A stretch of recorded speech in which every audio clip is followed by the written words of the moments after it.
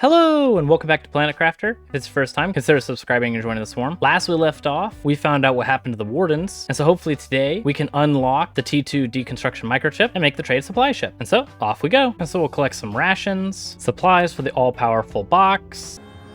I'm the one. And we're gonna head to the obsidian area since I did see that massive wreck back there when I was going through the mushroom area. Oh, I can kind of see leaves coming right out of the ground. And we're gonna go over the wonderful plant bridge and enter the magma zone as this starts to rain.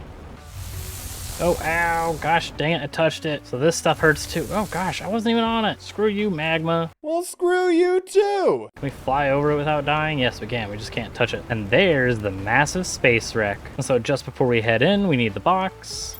And we should actually gather some iron for some lockers. Then, of course, we'll place the lockers. And now we'll head into the wreck. Deconstruct the debris. Open some crates, which this one will have. Blueprint microchip and some iridium rods. Sulfur and super alloy.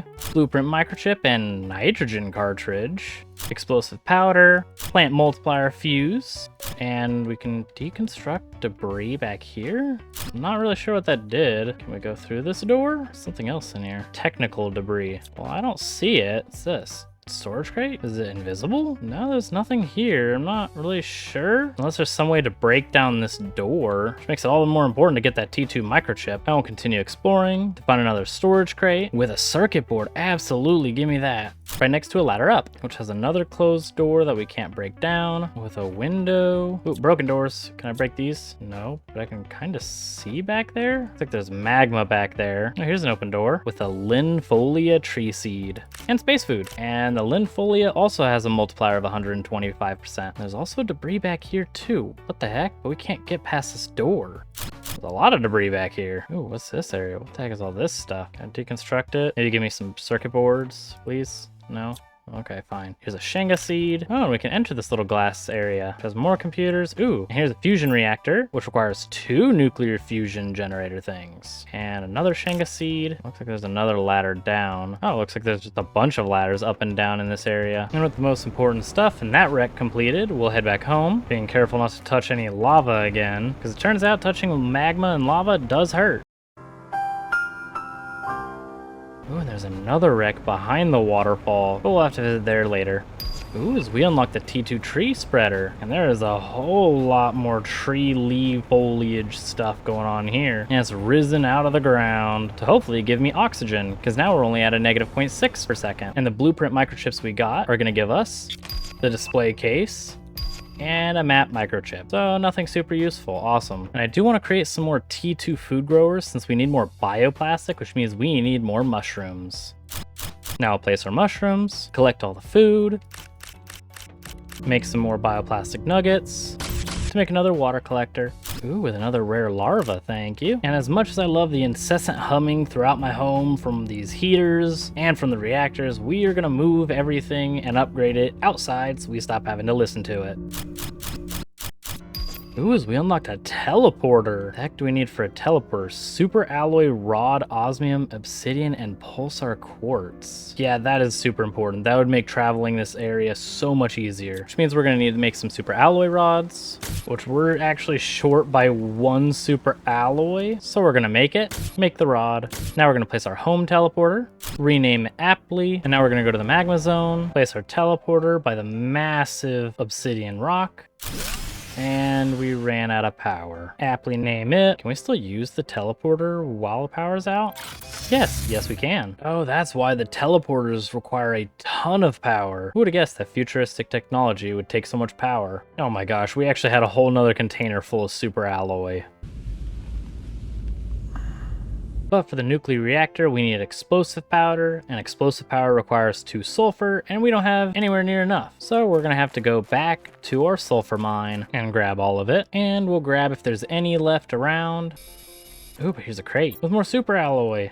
And with that, we'll head back home. Oh my gosh, we ran out of power so badly, even the bees froze. Now we'll make the explosive powder, grab the water we need, and we'll place some reactors over here to restore power again. And I will take these reactors and place them with the others. And now there's no more hum in any part of my base, so I can hear myself think again. But clearly not well enough, because we actually still had another reactor's worth of stuff. That makes way too much sense. So we're gonna place it back here. So now we'll grab our teleporter supplies and head back out to place them, while collecting some zeolite on the way.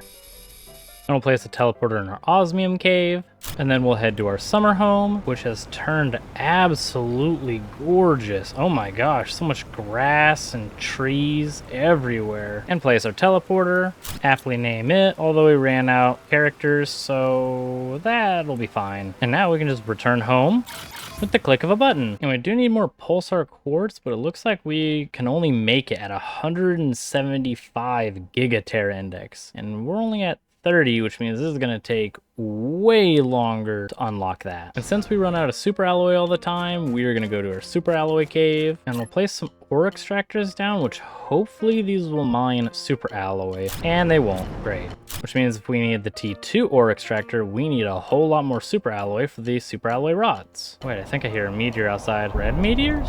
Oh, looks like a normal supply drop. Ooh, and a rare larva. But we need super alloy more, so we'll go back in and collect it all. As we unlock the chevron butterfly, and it looks like we're at 0 oxygen deprivation a second, so I think the atmosphere is fully breathable now. Ooh, another rare larva.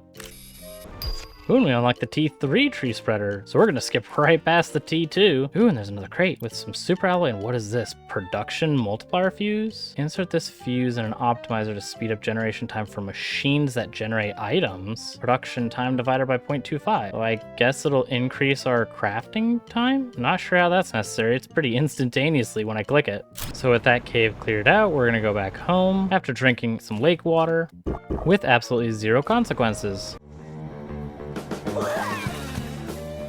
Now we'll make our super alloy rod, and we did complete the breathable atmosphere stage, and now we're almost 2% through the fish stage. I mean, we can see fish under here. Oh my goodness, there's coral and a bunch of these weird little things, not sure what they are. But before we get too excited, we're gonna go and place our extractor down, and now it'll mine up super alloy for us. But with a completely breathable atmosphere, we'll no longer need to build tons and tons of boxes everywhere. You think you can do it better, so here's your chance. So I kind of want to see if there's another wreck somewhere in here, because we do still need some blueprint microchips. Oh, here's the ladder down with a bunch of storage crates. Holy crap. With pulsar quartz, fertilizer, and another fertilizer.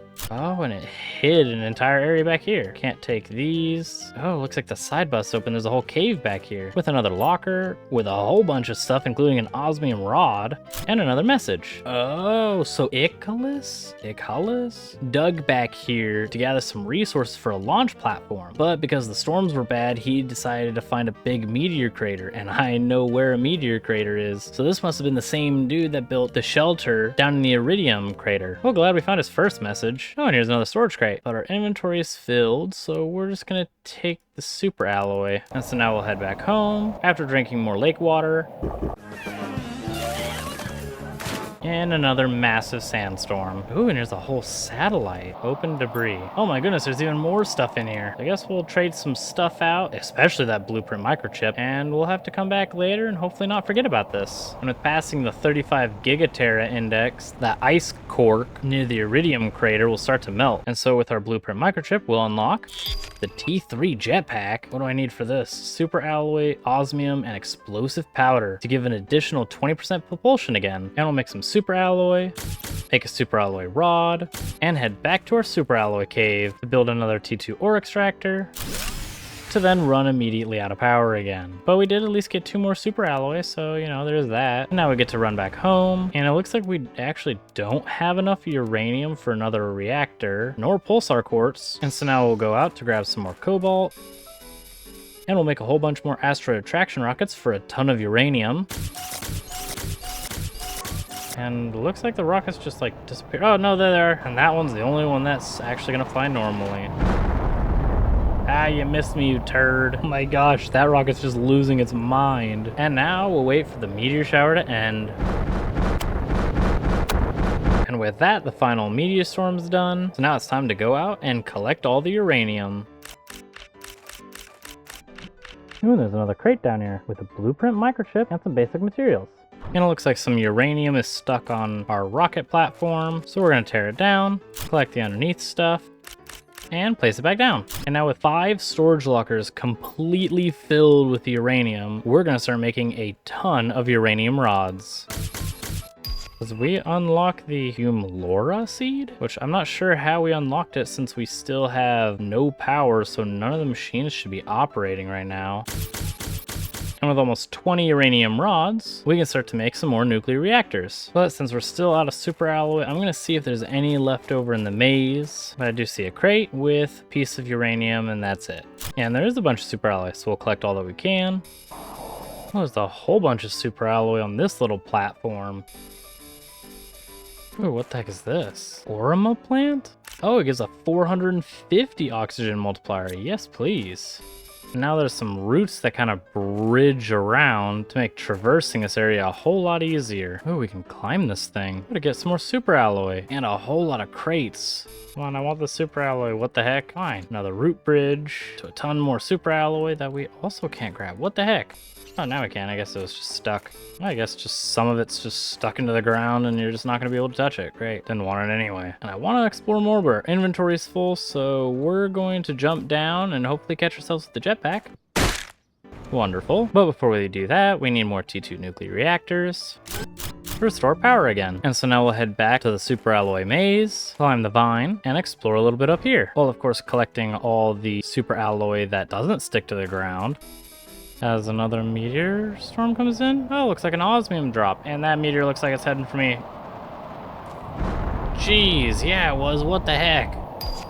Ooh, and we unlocked the osmium rod. And this crate's gonna have some super alloy. I have no idea how to get to that little platform. As we unlock the amyl butterfly larva. I also don't think we can make any of these jumps, but it does look like there's another vine over there. So we'll climb this one, harvest some more super alloy. Oh geez. Oh, you can fall through the little cracks. Jetpack, save me, thank you. Okay, back up we go. A rare larva. Now this time we need to actually pay attention to the little trusses. And this chest is gonna have another blueprint microchip. Oh my gosh, there's a lot of rare larva up here. Now we're gonna precariously jump again. Thank you for not dying, character. And there's no way we're gonna, oh geez. Okay, the edge of that rock is a little slippery. And since our inventory is filled, we'll go back home. And now we're gonna go back to the maze, back up a vine, and it looks like it's a different vine. So we'll collect the super alloy here. Collect the chest, which just has some uranium and water. Ooh, and another rare larva. And so now we can build some platforms to then be able to go from every area up here. I'll make this jump, please. Yes, fantastic. Oh, and a rare larva just spawned right on this platform. Thank you. Now we can get over here and see what this has to offer. So it doesn't look like anything, but we'll try to get to this little spot. Go, character. Yes, we got to it. Anything over here? Okay, this is such a difficult place to get to, and there's nothing over here. Oh, geez. There's another corner. Jetpack, save me again. Thank you. Well, I guess we'll just collect this zeolite, and we'll go back home. What the heck happened to my box? No! I've abandoned my child! Well, this is interesting. Oh, and our box is back. Oh, here he is. He's right here. Okay, I guess we just had to turn around. Well, with the mysterious box appearing again, we're gonna go back home. And with the 2 blueprint microchips, we'll get T3 GPS satellite and the T2 deconstruction microchip, finally, which will now allow us to deconstruct the advanced items in the Rex. So we'll collect the food. Ooh, and we unlocked the fusion energy cell. And we cannot make the fusion energy cell yet because we need pulsar quartz. But for now, we'll go back to the aluminum wreck, which is where we first saw the technical debris. And now we'll take it apart, and it'll give us circuit boards. And so with the circuit boards, we'll go back home, make a super alloy rod, and make the trade space rocket, which is a lot tinier than a normal rocket. Show interface. Oh my goodness. Oh, so this gives us a whole new currency, Terra tokens. So we can sell a bunch of this stuff down here, and with the coins, we can actually purchase a bunch of stuff. Holy crap, there's actually a lot. Living compartments, larva frog eggs, and fish eggs? What the heck? And there's multiplier fuses, including an energy multiplier fuse, power multiplier by 150%. Holy crap, we can get a bunch of pulsar quartz, we can make a bunch of energy and just multiply the heck out of them. Can we buy pulsar quartz? Is that something we could do? It does not look like we can, but we can buy cocoa seed and wheat seeds, which were from the event. That is awesome, but unfortunately we can't buy any pulsar quartz, so we'll have to find somewhere to get a bunch of it. And so these would be the materials that we would need for the T2 tree spreader, but why would we make that when we can make the T3 tree spreader, which is going to need T2 fertilizer and some zeolite? Oh my gosh, 8,000 oxygen a second and almost 1,300 plants a second, which would normally require a bunch of methane cartridges, but we actually got a whole lot of it from exploration. So we're instead going to make some explosive powder. And then we're gonna go to our flower garden, tear apart our tree spreader, take apart our machine optimizers, place some T3 tree spreaders with our tree seeds, place T2 machine optimizers, place some oxygen multiplier fuses in it, and some plant multiplier fuses, replace our T2 flower spreaders, replace our beehives, and with some trees growing, foliage going, and all of our stuff boosted significantly. Wait a minute. Something ain't right. Even though this optimizer is actually not getting to that tree spreader, why would it not? It's in the range. Have you just selected the freaking flower spreaders? You selected this one. This one's also not getting any plants multiplier. Doesn't look like it's out of range, so maybe we just need to remove a flower spreader. Are you now getting boosted? No, you're not. What the heck? Another flower spreader's getting the chop block. Run now. Still aren't. Maybe another flower spreader gets the axe. You get it now? No, you're not. So then I guess we'll have to replace the tree spreaders. How's this? Right next to you. And then you, same thing. There we go. Now the tree spreaders are being boosted. And so I'll place the flower spreaders back.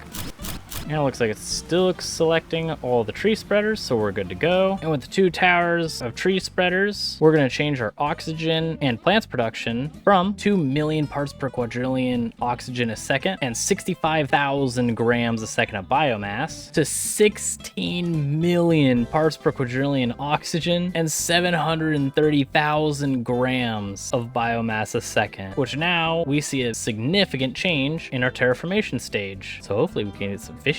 And so with over 30% to the fish stage, and with a power and super alloy crisis solved, We all know that's a lie. hopefully next time we can get some fishies and find some more pulsar quartz. But that is all the time that I have for today, so I hope you guys enjoyed, and if you guys did, please consider leaving a like and subscribing, and I'll see you guys in the next one.